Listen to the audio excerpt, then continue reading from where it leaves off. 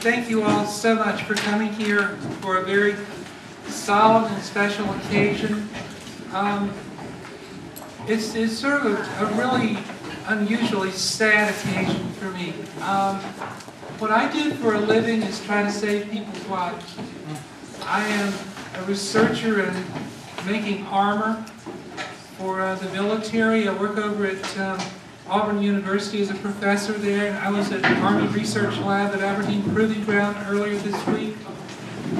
And you come off of a high thinking you've done something really good, and then one of your key members of your group, Ms. Ashley Jackson over here, was busily working on our presentation, which is showing back here on this little Mac laptop. And as I went through it, she did a marvelous job. I just did a little bit of adding of maps of where these deaths occurred. And I realized that last year we had about 24 in our presentation we made. And there's closer to 84 on there this year. In other words, there are about 60 more this year than what we had last year that we just know of. We don't know how many others that there were. I don't know whether it's a matter of some nations are reporting them better. I don't know if it's a matter of the hate is becoming a lot more abundant and people are becoming a lot more bold in their hate. But the hate is there, the killing is there, the death is there. And we have to be unusually courageous. We have to be able to confront these sorts of atrocities. We have to be able to stand up without the paralyzing fear that you would expect to have. And it is. It can be rather paralyzing to walk into situations. But we are who we are. And there's no reason, as Pastor Paul said, for us to ever feel ashamed about it. God did make us this way. And things will get better because we will have courage and we will tell the truth.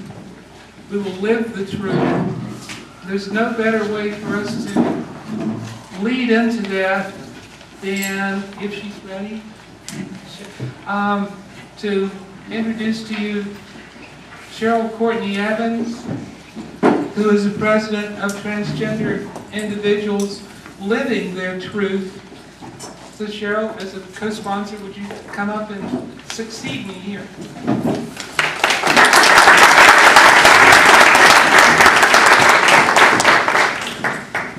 Good evening.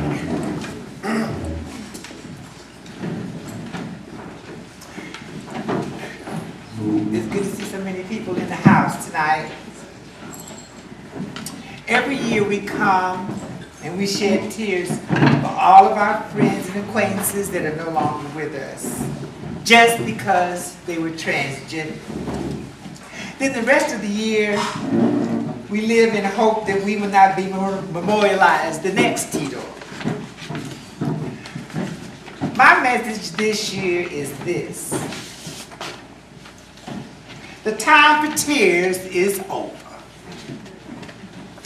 If we really want to memorialize our fallen, the best thing we can do in their memory is to move forward, making arrangements to improve the quality of life for those transgender folk that are still living. How do you do this, Cheryl, you might ask? Transgender brothers and sisters, we do it by getting involved in the change we want to see. We need to become involved in the political process, register to vote, and then vote. We need to support one another and stop practicing duplicity with each other. We need to stop letting race or classism separate us as a trans community. Make our presence known and our voices heard in the boardrooms and the human relations offices, letting them know that we are employable. LGBT friends, supporters and allies, be there and see us every day. not just on special occasions like this or when there's a need for a pride float ornament or a performer for an AIDS benefit. For those of you whose friends say they don't get us, teach them what you know and admonish them to learn better. Spread knowledge about the transgender community. I don't know if any of you are here, but for our esteemed political allies, remember and see the transgender community not just when the race is close and you need the votes,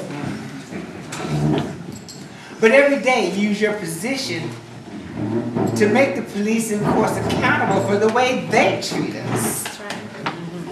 Use your voices and your positions to encourage your colleagues to press forward and pass laws that would affirm and protect us, though they shouldn't be needed.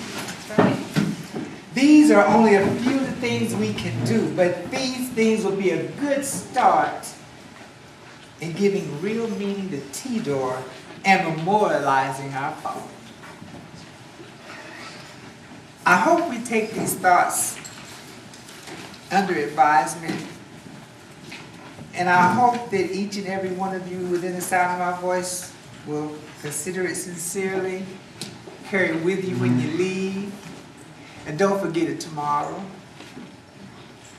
Hopefully, should some of these things happen, we can shed a few less tears. We can have a few less names on the list of the people that we need to memorialize each year.